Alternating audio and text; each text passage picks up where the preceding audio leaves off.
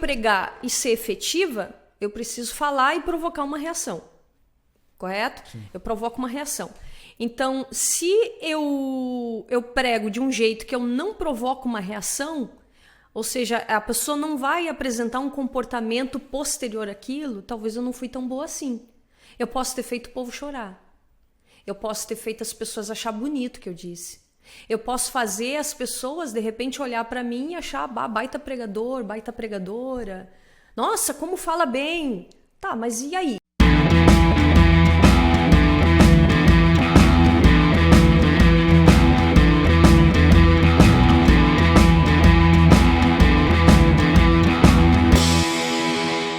Fala pessoal, tudo bem? Seja muito bem-vindo ao nosso segundo podcast. Eu sou o Lennon.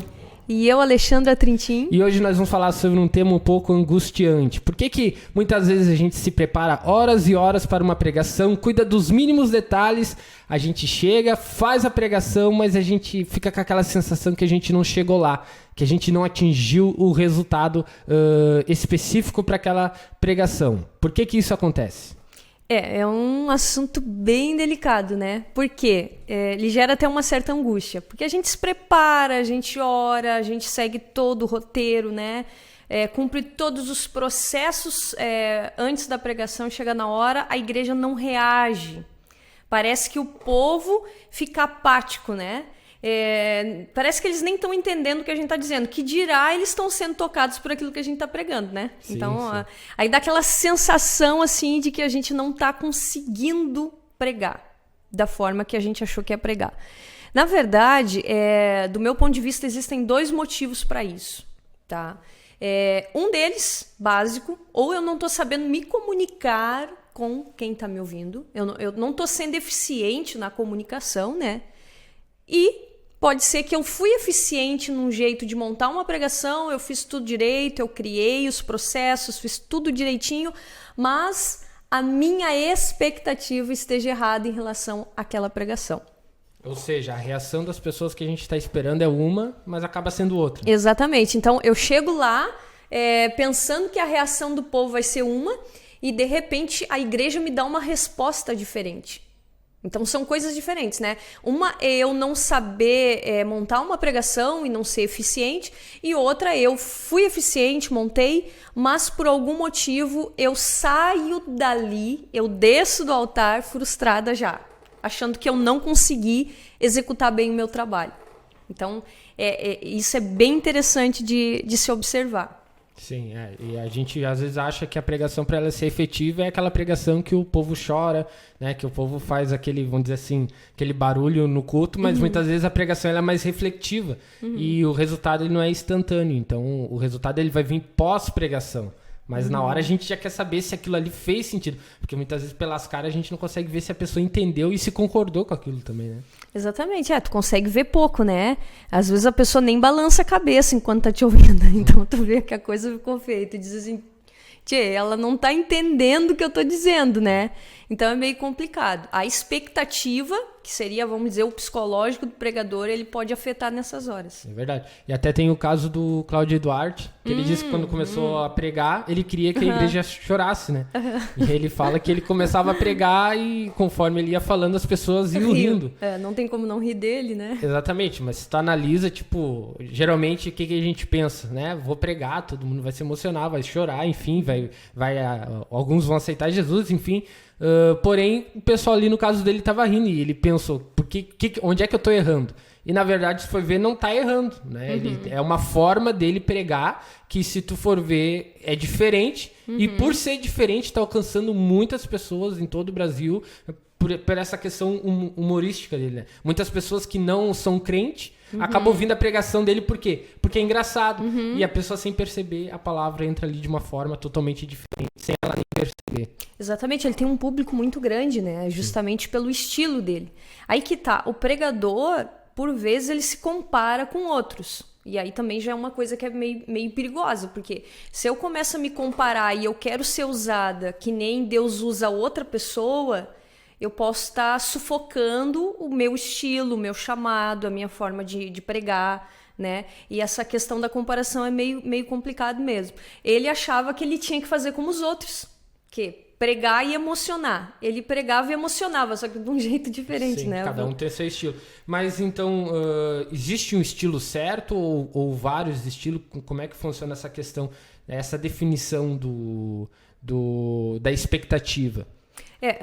Estilo certo não existe, existe chamado, né? Tem um pregador que agora não me vem à cabeça, ele disse que ouviu uma frase que Deus chamou ele não para ser um eco, mas uma voz. Então a gente não reproduz, né? A gente não vai ficar reproduzindo a voz de outros, né? A gente pode sim ouvir, gostar, achar bonito determinado estilo, mas cada um tem o seu estilo e ele vai ser usado de acordo com isso, desde que ele permita. Né? Vai impactar de uma forma diferente, né? Exatamente, Deus vai usá-lo de um jeito único, né, em relação àquele público.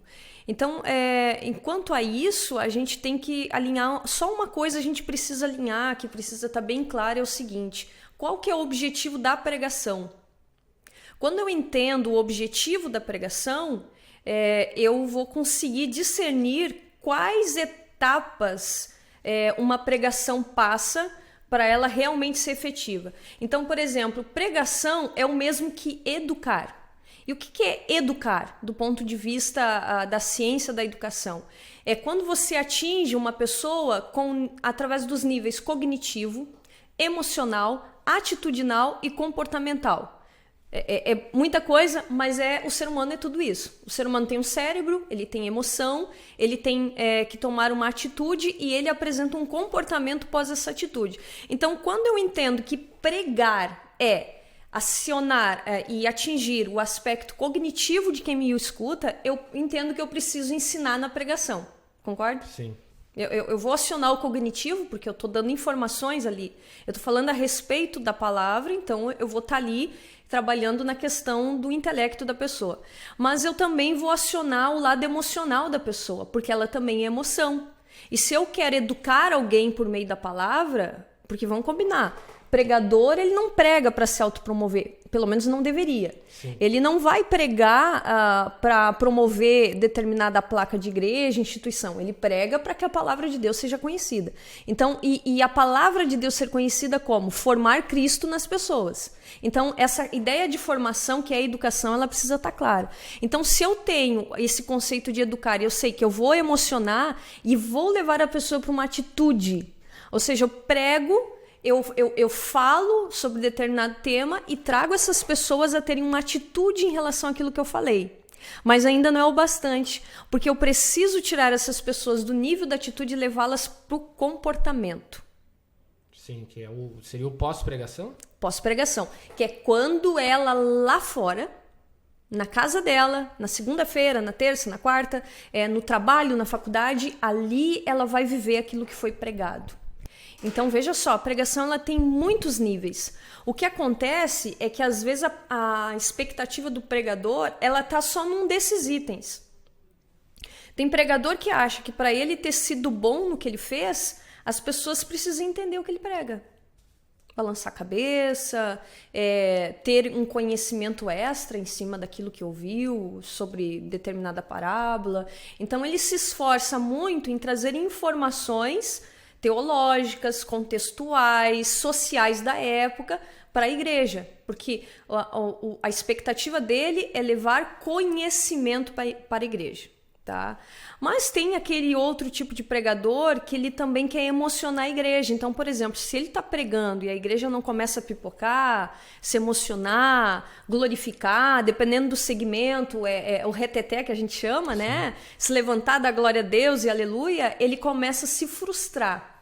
E essa expectativa dele começa a atrapalhar o momento da pregação. Porque ele acha que está dando errado a pregação, né? Exatamente. E, por exemplo, se é uma pregação mais de ensino, né? Aquela palavra que está conflitando diretamente contigo, diretamente a tua atitude, né? A tua atitude errada.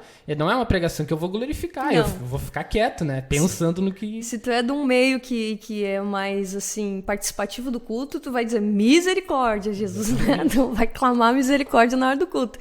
Mas tu vai ficar refletindo, né? Sim. Então, assim, se a gente entende a finalidade da pregação, a gente começa a entender por que algumas expectativas, elas parecem que se frustram.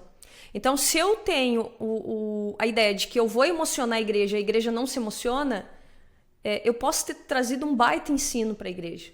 Eu posso ter trazido uma palavra que edificou a vida da pessoa. Mas aí eu vou medir o meu resultado, o meu rendimento, eu vou medir pela questão emocional só. Sim. O que não é único, né? Não é o único. Não é o único. É um dos indicadores, mas não... É um dos indicadores, mas não é o único. Aí, de repente, eu vou avaliar minha pregação com base no quê? Eu vou avaliar minha pregação com base na quantidade de pessoas, por exemplo, que passa lá na frente para aceitar Jesus. Sim. Que é a parte que a educação leva a uma atitude, a pregação leva para uma atitude. O que seria atitude? Terminei de pregar, fiz o apelo, chamei, a pessoa toma uma posição diante do que eu preguei publicamente, né? Sim. Ou fica em pé no banco, sei lá, né? Aceita Jesus, faz um propósito de ser daquele jeito, né? Dali para frente.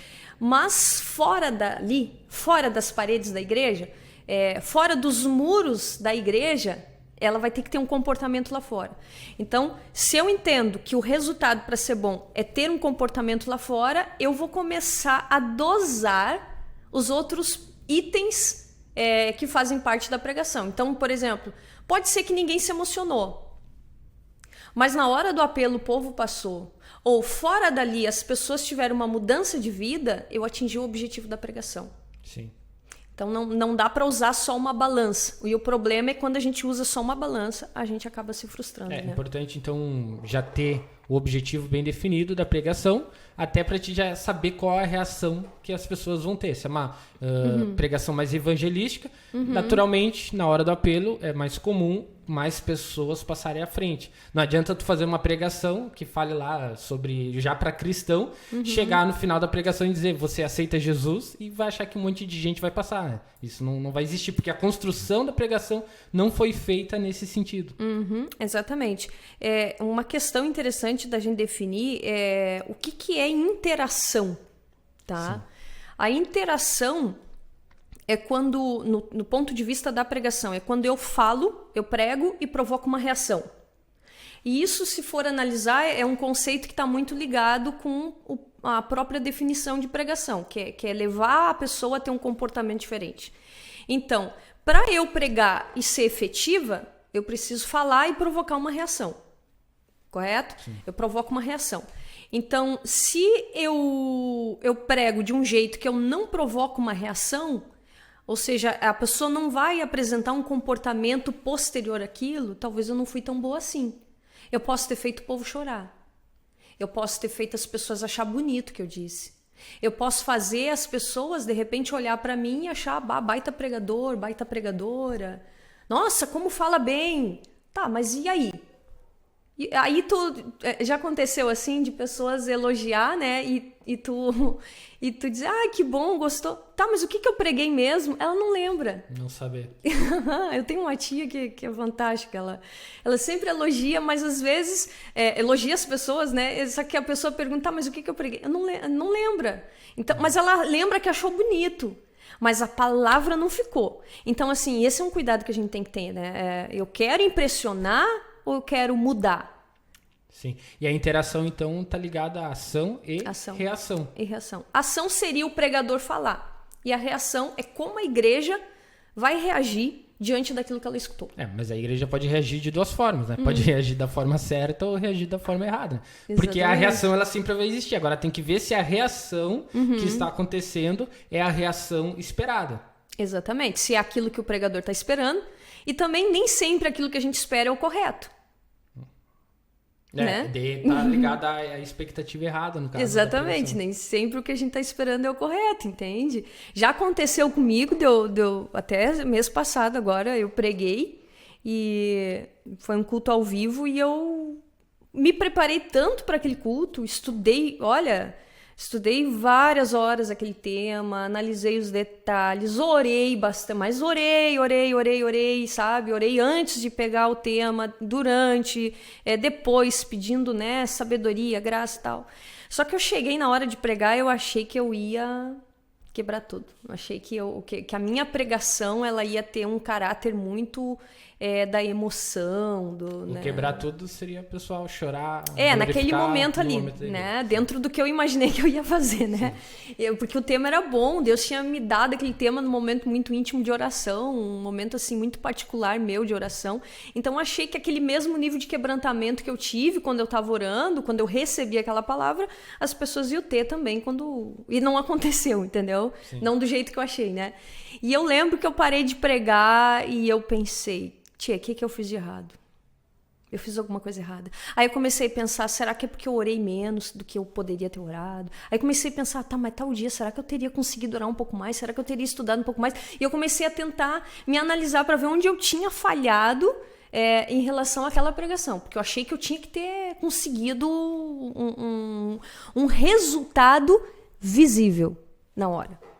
Entende? Visível na hora, né? Visível é tu ver as pessoas, aquelas que estavam ali. Então eu queria um resultado visível. Só que não aconteceu. E aí, no outro dia, eu começo a receber mensagens daqueles que têm meu contato, dizendo o quanto aquela palavra tinha impactado. E eu, sinceramente, na hora eu não acreditei. No pós-pregação. Não acreditei no pós-pregação. Eu digo, não pode ser. Aí eu disse, não. Aí, olha só o orgulho da gente, né? A gente tem uma certa vaidade. Eu disse, não, mas não foi. Eu não estava num bom dia e tal, né? Se justificando.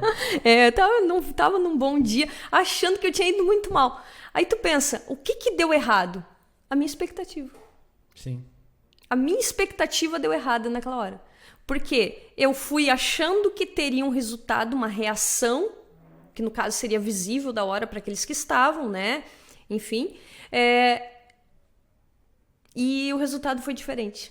Ele alcançou, né? A palavra alcançou, ela edificou, e algumas pessoas das que mandaram mensagem, ou que o pastor entrou em contato comigo para contar, disse, olha, tal pessoa, tal irmão, tal irmã, sabe? Tomou uma postura diante daquilo. Então, assim, eu fiquei pensando, né? O que deu errado, então? Não tô entendendo nada. Aí depois tu vai analisando, vai meditando, tu vê. O problema era a minha expectativa. Exatamente. E nesse caso ainda tu tinha contato com as pessoas. Agora imagina se fosse numa igreja que tu não conhecesse, como é que tu ia saber esse resultado? Né? Exatamente, não tinha como saber. Até tem casos de pessoas que chegam no pregador anos depois e comentam, tua pregação, já aconteceu isso contigo? Já, Às vezes nem lembrava o que eu tinha pregado, né? Nem lembrava o que tinha pregado e a pessoa dizia assim, olha, lembro uma vez. Não lembro. Eu digo, desculpa, mas se eu disser que lembro, eu vou estar mentindo, não lembro. E aí a pessoa vem trazendo, e aí acontece de casos que tu lembra, mas tu pensa, parece que foi só mais um dia, né? Sim. Acontece também o contrário, né? De tu achar que quebrou tudo, que tu foi lá e, como que diria hoje na expressão de lacrou, né? Que nem tem pregador que gosta de lacrar, né? De chegar e acontecer, que nem diz, né? E eu achei que tinha ido muito bem e acaba o culto, tu fica naquela expectativa, né? Tu dá uma inchadinha no peito, assim, fica com a postura mais ereta, né? As pessoas vêm te cumprimentar, tu cumprimenta com muita atenção, esperando um elogio, um feedback. E as pessoas não dão. Sim. Né? Eu, por exemplo, sei quando uma palavra pega, que nem chiclete na cabeça, que é quando eles vêm te cumprimentar e traz alguma frase do que tu pregou. Comenta assim. Repete, fica repetindo. Isso aí. Deus tá no controle, né, irmã? Ou tipo, não, do Senhor é a guerra. Ou sei lá, né? Enfim, Deus nos ama, né, irmã? Tipo assim, eles vêm e trazem um trechinho da pregação e repete pra ti. E já aconteceu de eu ficar esperando esse trechinho não chegar. Sim. Esperar um elogio e não chegar. Por quê? A minha expectativa poderia estar errada naquela hora, né? Exatamente. E o que a Bíblia fala sobre essa questão de interação? Tem algum caso que a gente possa citar aqui sobre isso? Olha, tem vários, né? A Bíblia, ela é um livro, quando ela trata do assunto pregação, e quando ela fala de pregação, ela fala da seguinte forma, ela mostra pregações de alguém. João Batista, Jesus, né? Sim. Então, por exemplo, João Batista, tá? Falando em linhas gerais. Ele era um homem que, quando ele pregava, ele causava tanta interação, ou seja, havia uma reação que as pessoas perguntavam para ele, tá, e agora, o que a gente vai fazer? Olha só. Então, a pregação dele era tão completa tão completa que levava as pessoas a querer ter um comportamento fora daquele momento. Sim. Tipo, chegava no resultado que ele queria. Com aquela Exatamente. Ele era o cara que provavelmente ele falava no aspecto cognitivo, porque ele era o percussor, né? Ele abriu o caminho do Messias, né? Ele foi na frente, então ele tinha que trazer profecias e promessas a respeito do Cristo. Provavelmente ele fazia isso. Então ele trazia esse aspecto teológico, essa interpretação do Messias vindo, e ele tinha que citar as fontes antigas, né? Obviamente. Então a pregação dele tinha essa questão cognitiva presente. É óbvio que tinha essa cognição presente. Tinha a questão da emoção? Tinha porque ele falava em arrependimento. E você não prega sobre arrependimento sem tocar nas emoções. Sim. Tu tem como tocar no arrependimento e não mexer nas emoções? Claro que não. E para a pessoa se arrepender, tu mexe lá no íntimo dela.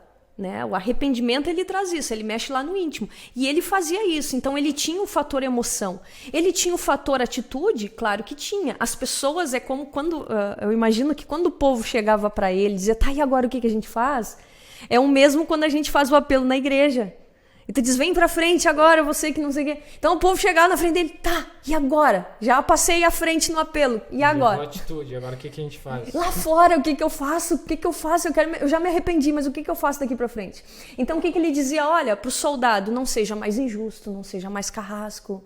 Para aqueles que pegavam dinheiro que não era deles em impostos, ele dizia, olha, nunca pegue o que é dos outros. Então ele dizia o comportamento esperado pós-pregação. Então, é fantástico analisar esse ciclo que João Batista tinha nas suas mensagens. Porque ele educava o povo a esperar o Messias, né? Ele preparava literalmente o povo na espera do Messias. Para mim, é um dos exemplos assim mais fortes. Além de Cristo, é claro, né? Sim. Jesus, tudo que ele pregava, ele tinha essa questão da mudança, de uma nova postura, né? Independente do que ele pregava, se era pregação grande, se era pequena, se ele estava lá no Sermão do Monte, que é comprido, ou se ele estava falando uma parábola ou que outra, ou simplesmente, por exemplo, quando ele estava dando alguma lição de moral para o povo, que é que nem o caso lá da mulher adúltera. Esse exemplo é bem interessante para isso. Uhum. Por quê? Porque lá ele estava lá riscando no chão e tal, e aí chega, né? O cenário a gente sabe. Chega uma mulher pega em adultério, chega os acusadores dela, e para a sociedade da época aquilo era uma ação normal, era um ato aceitável, era uma espécie de justiça da época, né? De punição, da lei deles. E estava ali todo mundo pronto para, né, matar aquela mulher.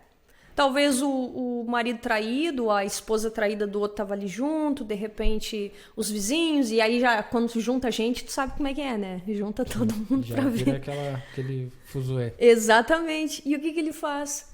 Olha, disseram pra ele, tal, essa mulher foi pega em adultério, conforme a lei diz, né? Tal. E aí o que ele diz? Né? Aquele que não tem pecado, atire a primeira pedra. Beleza. Ninguém atira, óbvio, mas poderiam atirar. Era uma escolha deles, né? Era uma escolha deles. Era comum. Ninguém ia ser preso por causa disso, entende? Agora, que poder teve nessa frase dele? Uma frase apenas convenceu quantas pessoas? Exatamente. Então, tipo, às vezes não é a quantidade de tempo que a gente fala, né? Sim. Pregação pode ser curta e muito eficiente. Jesus falou isso, aquele que não tem pecado, atira aí a primeira pedra. E as pessoas foram saindo aos poucos. Né? E foi tão eficiente que não convenceu apenas um, convenceu todos, né? Todos. A Bíblia não fala quantas pessoas tinha ali, mas eram algumas pessoas, né? Acredito que mais de 2. Então, uma frase, ele foi convencendo todo mundo, igual a gente tá falando no podcast passado, que é sobre empatia. Ou seja, tinha pessoas com situações diferentes. Talvez um que ali já era, né, a vida um pouco mais solta, talvez o outro com a vida um pouco mais regrada na presença de Deus, né? Mas uma frase contemplou todos, talvez várias idades, né? Ali, certo, de outras culturas também. Em uma frase apenas, ele conseguiu convencer todos e levar o propósito que ele tinha naquele momento, que era fazer com que não matasse aquela mulher e ele pudesse perdoar aquela mulher, então ela fosse livre, né? Exatamente. E todo mundo deixa as pedras ali e vai embora. E isso é comportamento ou não? Sim. Entende?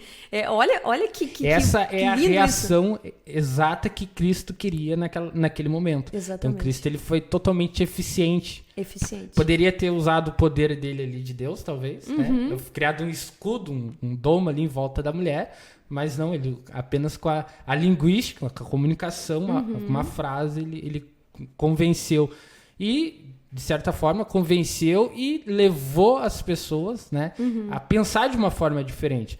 Porque se tu talvez tivesse a oportunidade de perguntar para aquela mulher, depois daquele episódio, né, o que aconteceu ali? Ah, eu pequei, mas fui perdoada por Jesus. Os outros, o que eles iriam dizer? Olha, aquela mulher pecou, mas eu também sou pecador. Entende? Ele levou uma conscientização. Ele usou uma frase para conscientizar aquelas pessoas a não julgar as outras pessoas, dizendo, isso aqui também é um pecado igual aos outros pecados que vocês cometem todos os dias também. Então, acho que esse exemplo é um exemplo perfeito, porque numa frase ele atinge o objetivo dele.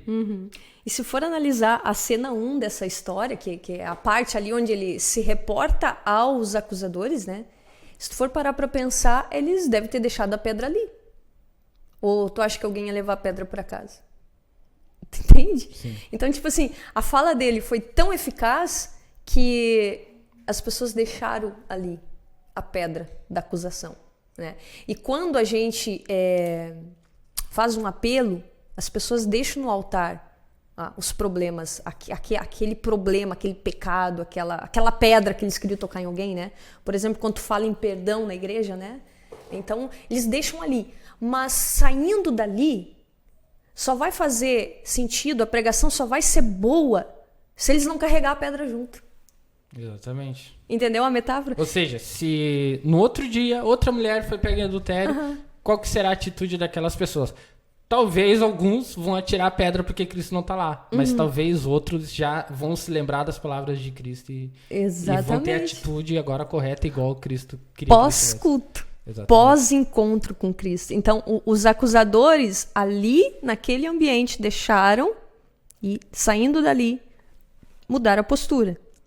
Então, isso é comportamental. Sim. Além de ter uma atitude, né, na hora de parar, eles tiveram um comportamento de se ausentar.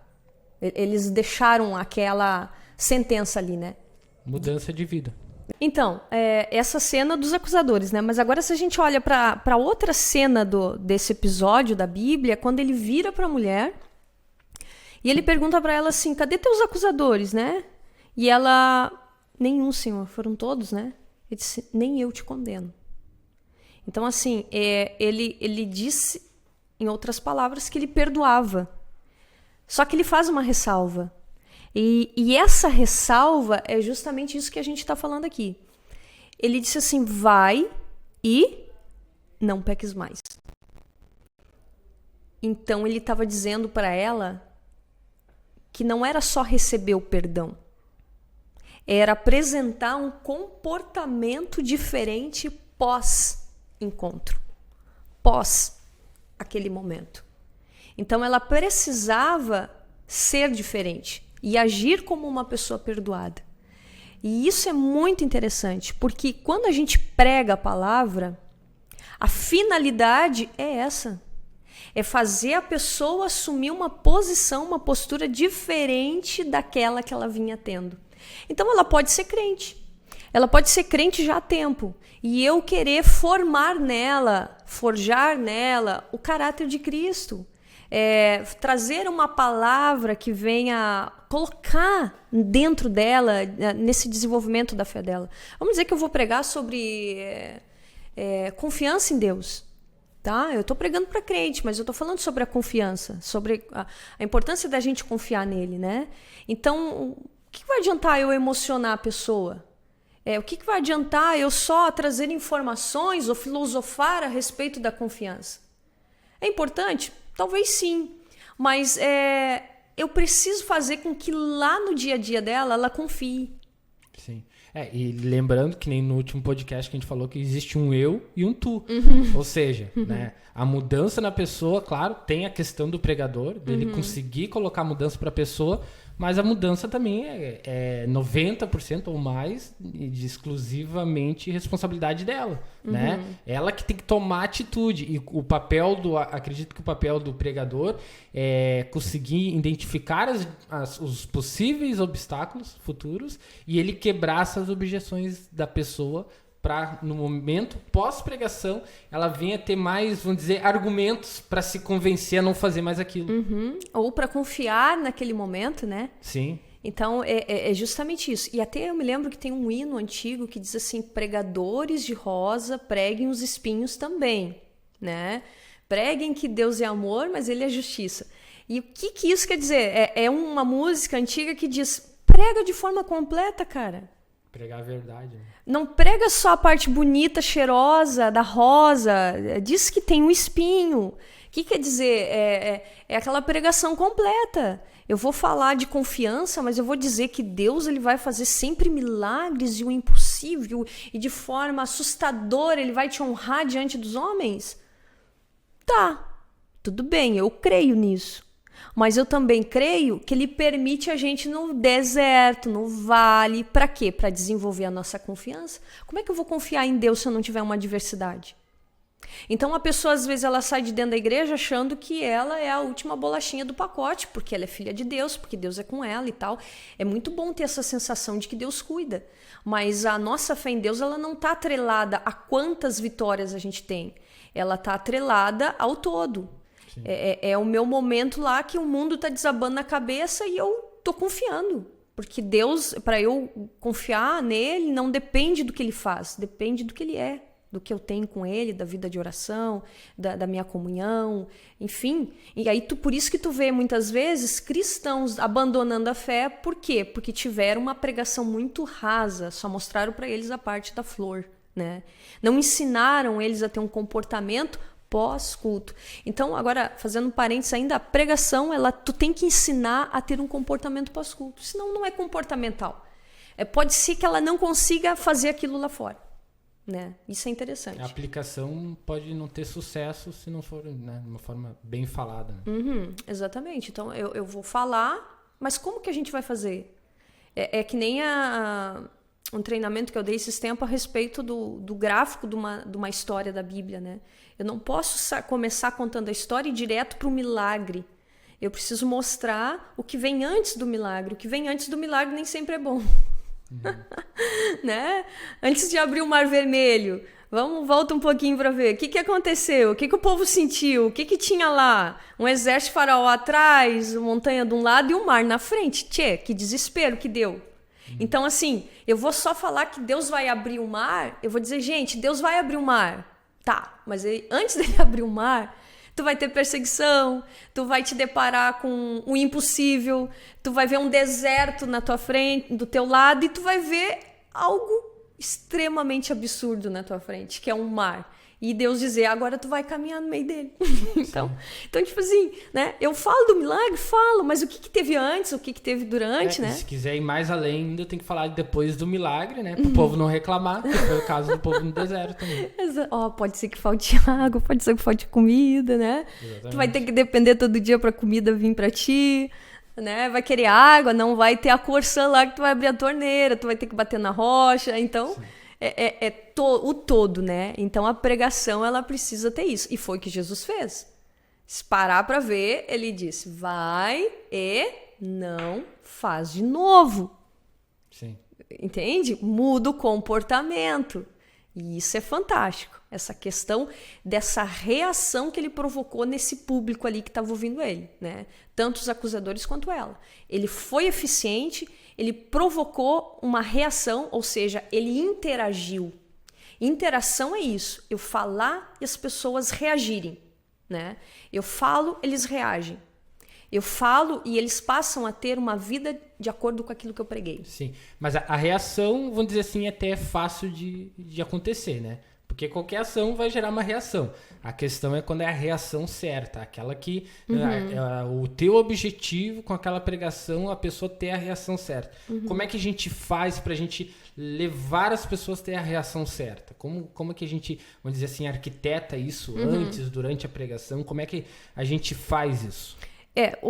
Que nem eu falei, o resultado eficiente e o resultado final de uma pregação à luz da Bíblia é provocar um comportamento, né?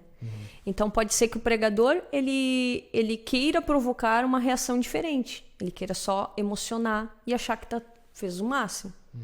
Pode ser que ele queira só ensinar e achar que fez o máximo, mas se esse conhecimento não mudou nada na pessoa e foi apenas uma informação, não foi uma pregação. Foi uma aula, foi um estudo, então tudo isso tem que avaliar. A pregação muda o comportamento, né?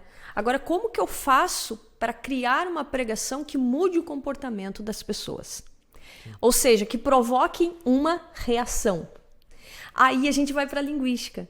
O que Bakhtin e Benveniste, que são teóricos de ponta, a gente pode dizer, da área da linguística, eles dizem que para haver interação, eu preciso criar um ambiente favorável para isso, tá?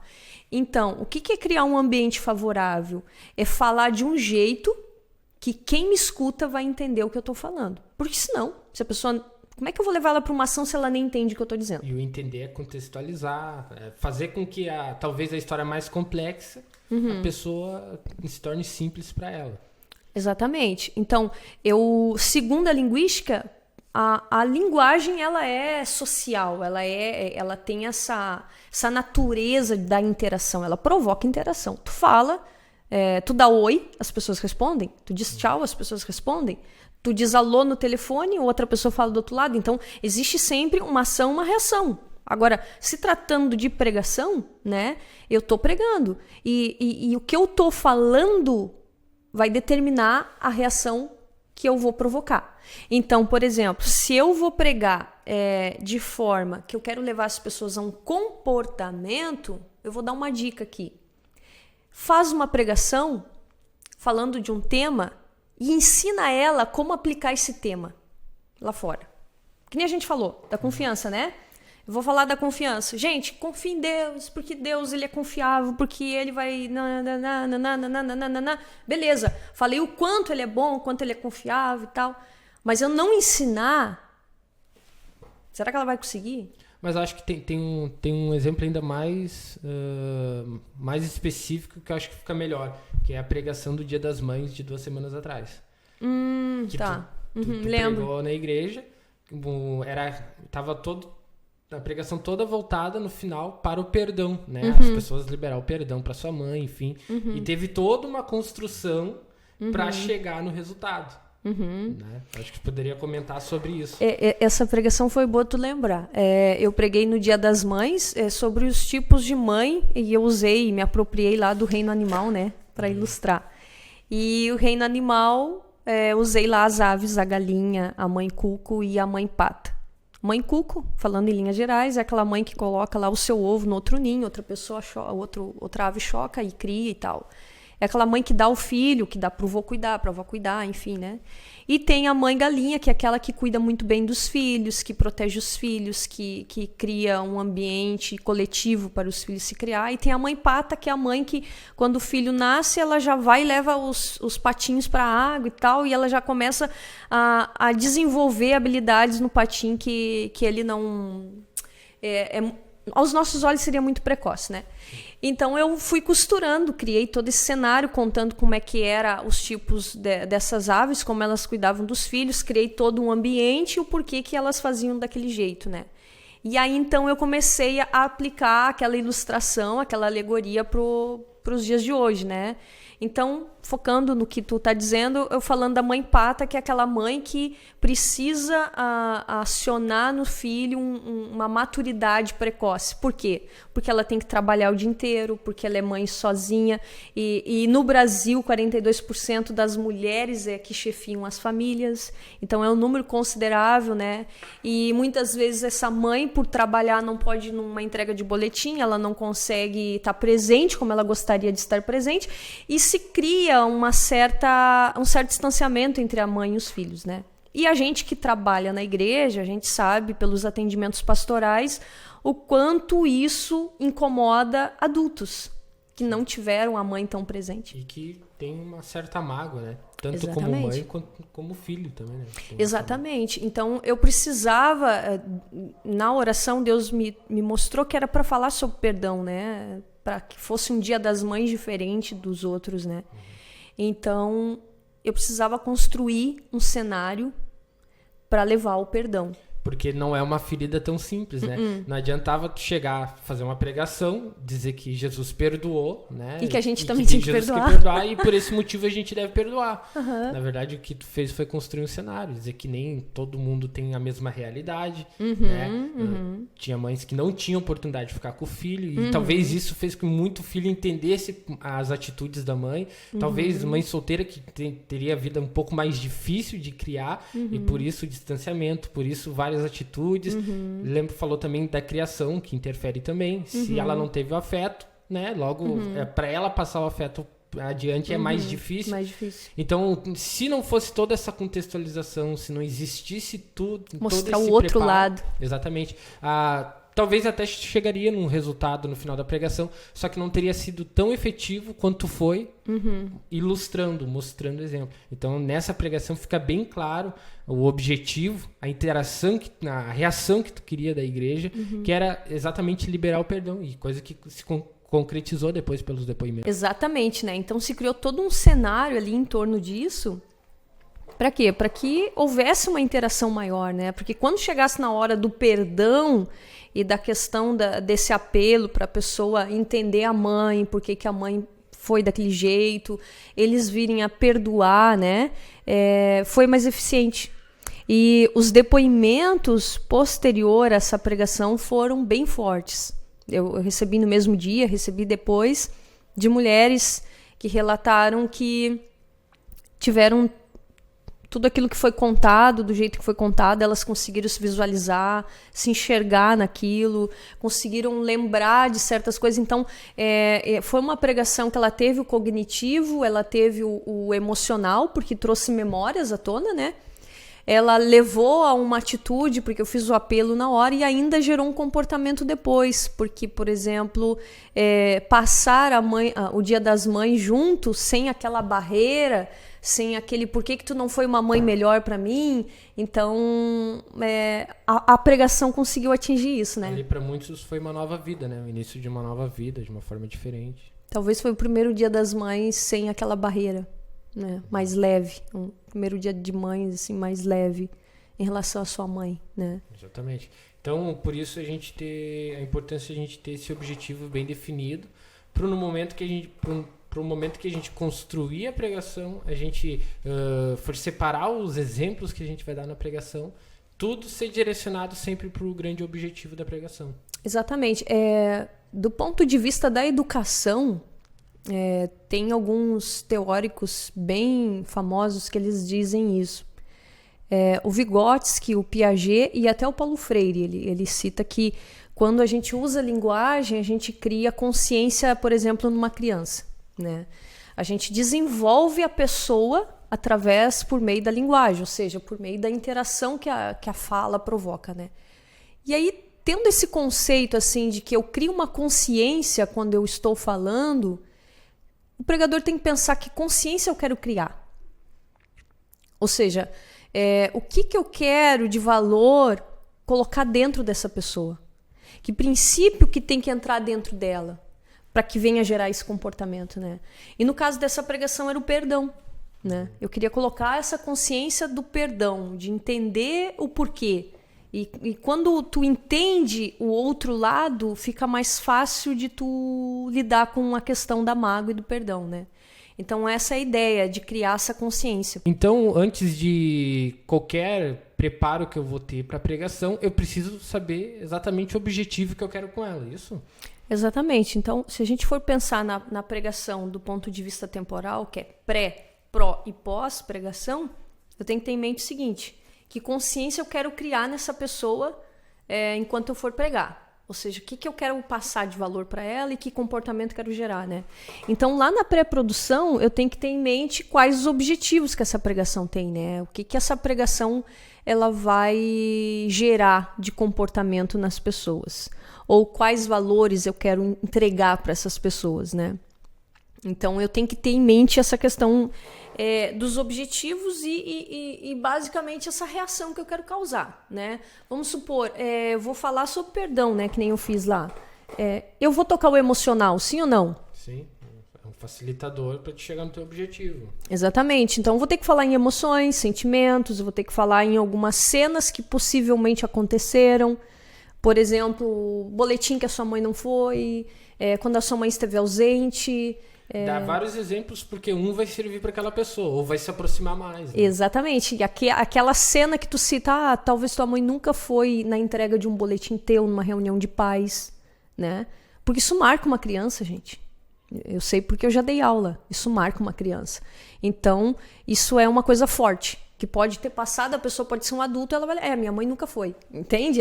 Isso marca, né? Então, tu cita esse exemplo, e esse exemplo traz uma memória, e quando aciona a memória, vai acionar a emoção ligada àquela memória. Olha que coisa, como o cérebro funciona. Então, eu cito uma cena do passado, que talvez ela tenha vivido, o cérebro dela vai lá e busca aquela memória. Ela vai lembrar do colégio, da professora, ela vai lembrar talvez até a roupa que ela estava usando no dia, ou dela ter visto os colegas chegarem com os pais, ou ela vai lembrar do constrangimento da professora chegar para ela e dizer: tua mãe não veio buscar teu boletim na frente dos outros. Sim. E tem professor que faz isso, né? Não vieram buscar teu boletim, né? Na frente de todo mundo. Ela vai lembrar da cena e as emoções que fizeram parte daquela cena, pode ter sido há 20, 30 anos atrás, elas vêm junto. Então, tu cita algo, um exemplo cotidiano que vai acionar emoções. Então, quando tu tem isso orquestrado e sabendo que tu vai gerar isso, tu já tá mexendo na emoção. Quando tu traz essa emoção para fora, fica mais fácil da pessoa, ela olha para ela e diz assim: agora, o que eu vou fazer com isso? Eu vou guardar de volta ou eu vou entender por que a minha mãe não estava lá? Sim.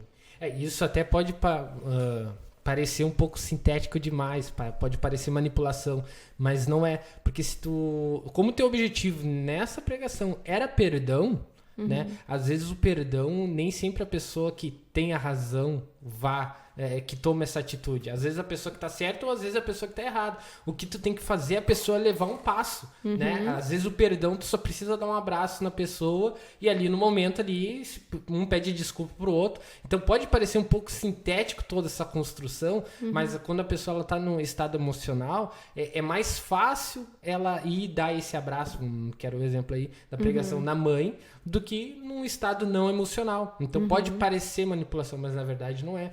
Tá totalmente direcionado com aquilo que tu tinha como objetivo na pregação. Justamente. E tipo assim, quando eu fiz isso, eu tinha em mente o seguinte: a maioria das pessoas guardam rancor e nunca dizem pro ofensor que elas estão magoadas. Isso é uma das coisas que às vezes as pessoas passam o ano sem se perdoar por isso, né? E não comentam. É só um passo. De repente elas emburram, elas ficam chateadas, ficam de lado, mas elas não dizem: mãe, por que tu não foi? Né? Então, quando eu falei, eu criei essa construção nesse aspecto emocional, eu sabia que tinha pessoas que não falavam. E, do meu ponto de vista, a pessoa precisa falar para ser curada. Sim. Ou pelo menos entender. Então, o que acontece? A pessoa guarda lá dentro e estava lá há anos. Por exemplo, esse cenário aí da mãe não ir na apresentação ou na entrega de boletim. Então, tá lá dentro, tá guardado. Eu preciso trazer de volta. Eu preciso puxar aquilo e dizer: tá vendo isso daqui? Isso te dói. É por isso aqui que tu não consegue abraçar tua mãe. É por isso aqui que tu não consegue entender o porquê que hoje tu é tão arisco ou arisca com a tua mãe. Então tu puxa aquela memória, aquela emoção e tu mostra que ela precisa enfrentar aquilo.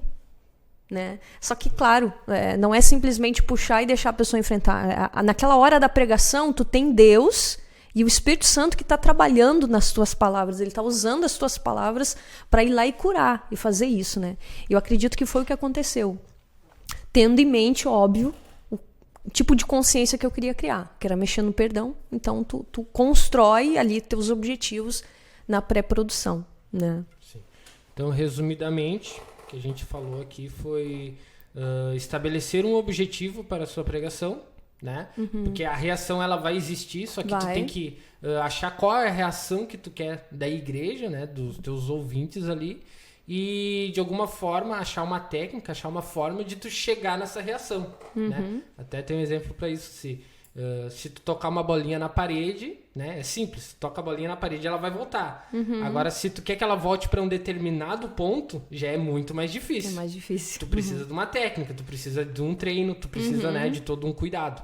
E qual é o conselho que tu deixa para os pregadores que estão te ouvindo para atingir isso, para chegar nesse ponto?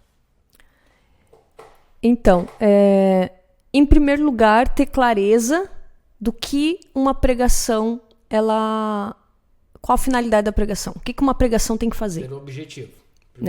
Primeiro ponto, entender. Pregar quer dizer ensinar, emocionar, levar a uma atitude e gerar um comportamento. Porque pregar é isso. E tendo esse objetivo já é difícil chegar lá. Imagina quando não se tem, né? Exatamente. Eu tenho isso em mente.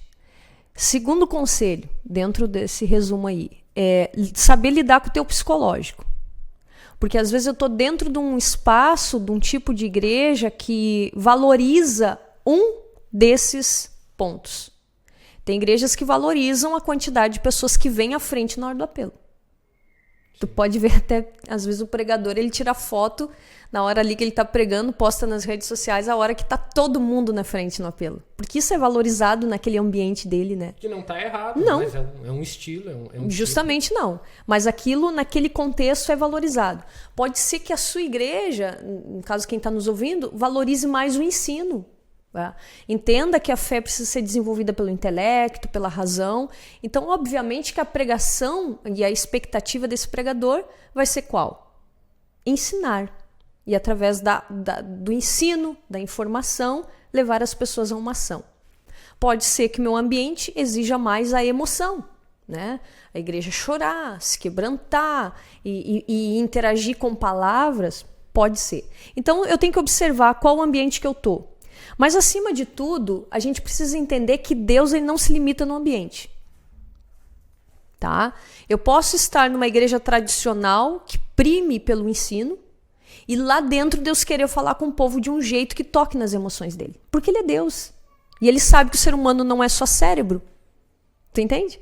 Então, eu, enquanto pregador, eu preciso estar sensível a isso. Agora, pode ser que eu esteja num ambiente que valorize muito a emoção, o mover, o fluir, e eu preciso entender que se aquela noite Deus quer me usar mais na área do ensino, né? A igreja vai reagir de uma forma diferente. Vai reagir diferente, não vai ter aquele movimento todo que eu estou acostumada, mas Deus fez a obra.